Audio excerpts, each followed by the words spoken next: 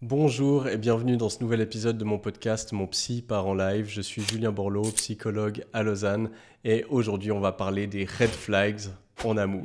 Autrement dit, toutes les choses auxquelles il faut faire attention ou vos signaux d'alerte devraient s'allumer lorsque vous constatez certains comportements, certains agissements de la part de votre partenaire. Puis pour cet épisode, je me suis basé sur les réponses de mes abonnés, c'est-à-dire que j'ai fait un sondage sur Instagram en demandant voilà, c'est quoi vos red flags en amour? Et puis donc je vais me baser sur ce que vous m'avez donné et je vais y donner mon avis en tant que psychologue. À préciser que ce qui est un red flag pour une personne ne le sera pas forcément pour une autre. Donc voilà, il faut garder l'esprit ouvert sur cet épisode parce qu'il y a des choses qui peuvent être discutables, je pense. Alors, un red flag que j'ai reçu, c'était la critique. Alors, dans le couple, la critique, est-ce que c'est un red flag ou non? Je pense que ça dépend parce que ça dépend en fait de l'intention de la critique. Est-ce que la critique, c'est dans un but de dénigrer, de rabaisser, de faire mal à l'autre? Dans ce cas, oui, gros red flag, ça dégage, mais ça peut être aussi une mauvaise manière de s'exprimer quand on n'a pas vraiment bien appris à communiquer en couple. C'est-à-dire que là, on peut travailler là-dessus et puis alors transformer les critiques en demande. Au lieu de dire tu ranges jamais rien, c'est toujours dégueulasse, on peut apprendre à dire j'aurais besoin que l'appartement soit plus propre, que tu puisses nettoyer après que tu aies mangé ou après que tu aies fait ceci, cela, parce que quand l'appartement est sale, je me sens pas bien et chez moi, j'ai besoin de me sentir dans mon cocon, dans un endroit où je me sens bien. Donc voilà, ça serait important pour moi que tu fasses cet effort. Et là, du coup, on n'est pas du tout dans un red flag, c'est juste que il faut apprendre à communiquer. Et si vous n'avez pas appris à le faire, vous pouvez le faire notamment en allant voir un psychologue, c'est aussi à ça qu'on sert.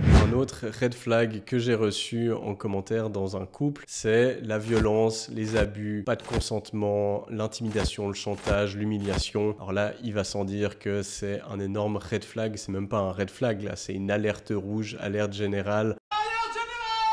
Là, non seulement il faut partir de cette relation, et à la limite, ça rentre dans du pénal. Ça veut dire que là, on est limite dans un dépôt de plainte. Suivant, alors là, on parle d'abus, on a juste le mot abus, on ne sait pas de quoi il s'agit, mais ça peut être abus psychologique, physique, sexuel, etc. Donc là, c'est clair, c'est une alerte rouge totale. Il n'y a même pas à discuter là-dessus, en fait. C'est que là, il y a vraiment une volonté quelque part de nuire. Il n'y a pas de bienveillance, tout au contraire. Un autre red flag en couple que j'ai reçu, c'était quelqu'un qui ne me considère pas ou qui ne me valorise pas. Alors oui, je dirais que c'est un bon red flag aussi. Après, je pense que ça dépend aussi de la situation. Parce que ça peut des fois être une réaction à une situation de couple qui s'est laissé moisir, qui a pourri, et on en arrive à ça. Alors, j'ai envie de croire qu'on peut toujours travailler là-dessus, parce que il peut y avoir différentes raisons où la personne en fait va pas trop faire attention à l'autre. Alors là, ça dépend à nouveau quelle est l'intention qu'il y a derrière. Mais si c'est juste que la personne peut-être se rend pas bien compte des besoins de l'autre, peut-être qu'ils sont pas exprimés des fois, ou qu'elle valorise l'autre mais pas de la manière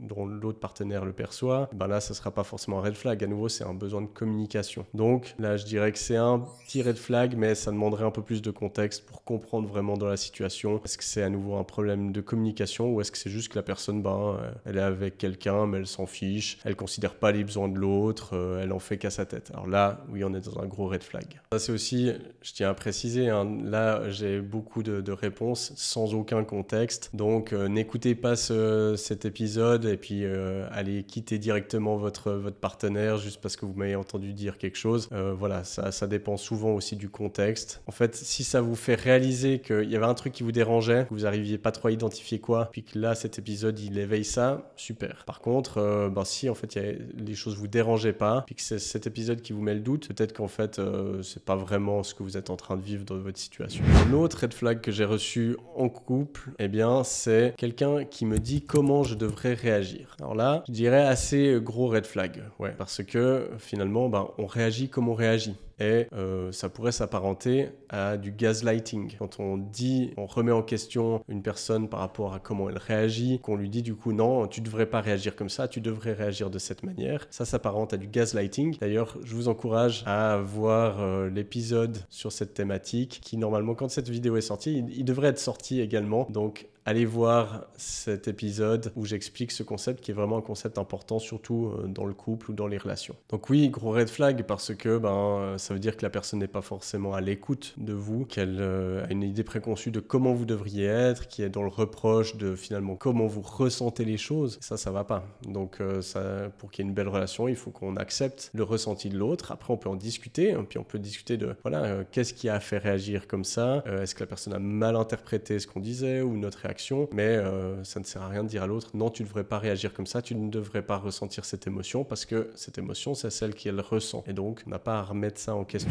Un red flag encore que j'ai reçu par rapport au couple, c'est quelqu'un qui ne s'excuse pas. Alors, à nouveau, là, on est sur un semi-red flag. Je suis assez d'accord, c'est problématique, quelqu'un qui n'arrive pas à s'excuser. Maintenant, c'est quelque chose qui peut se travailler, soit en thérapie de couple, soit en thérapie individuelle, pour essayer de comprendre qu'est-ce qui fait que c'est si compliqué d'assumer qu'on a fait une faute, de l'assumer envers l'autre, de le reconnaître. Donc ça, c'est des choses qui peuvent se travailler et qui peuvent être en lien avec un problème d'estime de soi, je pense, ou d'affirmation de soi. Donc, je dirais que ça peut ne pas être un red flag, mais simplement un petit attention, là, il faut travailler là-dessus. Et si la personne comprend ça et se remet en question et travaille dessus, c'est super et le couple peut vraiment grandir. Comme ça peut être un gros red flag si la personne, ma foi, ne veut pas rentrer là-dessus, sur cette discussion, puis dit non, je suis comme ça, je m'excuserai pas, un point c'est tout. Oui, là c'est un gros red flag parce que ça veut dire qu'il n'y a pas de volonté de remise en question. Un autre red flag en couple que j'ai reçu, c'est quelqu'un qui va mal et qui refuse d'aller en thérapie pour aller mieux. À nouveau, ça se discute parce que l'ambivalence d'aller en thérapie pour faire un travail sur soi, elle est naturelle. C'est pas un travail évident à faire, hein. C'est pas évident de prendre son téléphone, prendre un rendez-vous, aller chez un psychologue, venir parler de soi, se remettre en question, parler de choses qui sont intimes,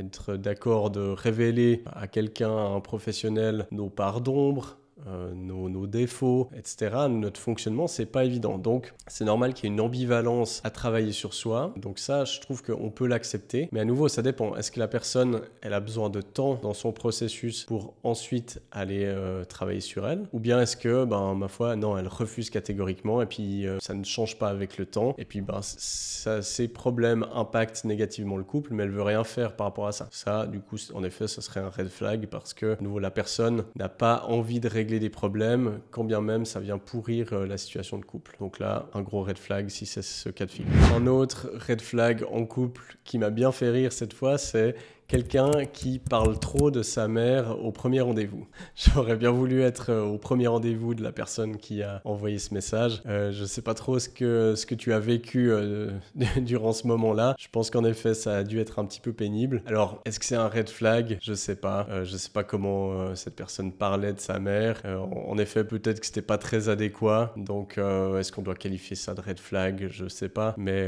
en tout cas, ça pose question de qu'est-ce que cette personne fait au premier rendez-vous à trop parler de quelqu'un d'autre, en l'occurrence sa mère, plutôt que de s'intéresser à son interlocuteur ou son interlocutrice. Peut-être on pourrait généraliser à ça, hein. C'est que voilà, pour moi, dans une relation, ça doit un peu sonner une alerte. En effet, si la personne, déjà, elle parle que d'elle ou d'une autre personne qui n'est même pas là, en effet, ça pose question. Donc, est-ce que cette personne, elle parlait beaucoup de sa mère, mais est-ce qu'elle s'intéressait aussi à toi? Est-ce qu'elle était intéressante à sous d'autres aspects? Voilà. Donc, peut-être qu'elle a une relation un peu particulière avec sa mère. Maintenant, est-ce que ça rend une relation impossible? Je pense que non. Est-ce que ça peut la rendre problématique? Je pense que oui. Donc, semi-red flag.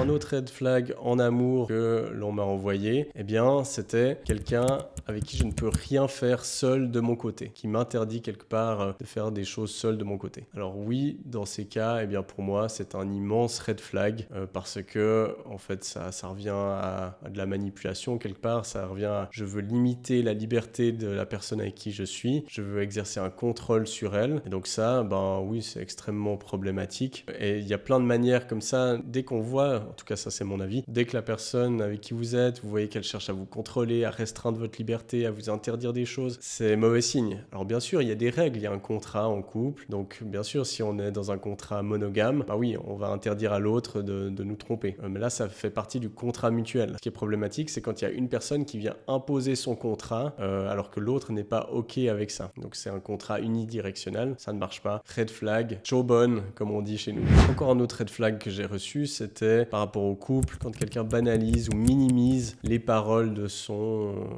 ou sa partenaire. Alors oui, je dirais, alors à nouveau, j'ai pas le contexte, je dirais que c'est un red flag parce que, à nouveau, on n'est pas dans une acceptation de l'autre, dans une volonté de compréhension. Il y a une personne qui dit quelque chose, un ressenti, un vécu, etc. Puis on va aller critiquer, dénigrer, banaliser, minimiser ce que la personne vit. Donc, on n'est pas dans une démarche d'écoute et de compréhension. Donc, je dirais que c'est un red flag. Il n'y a pas de bienveillance, pas de respect.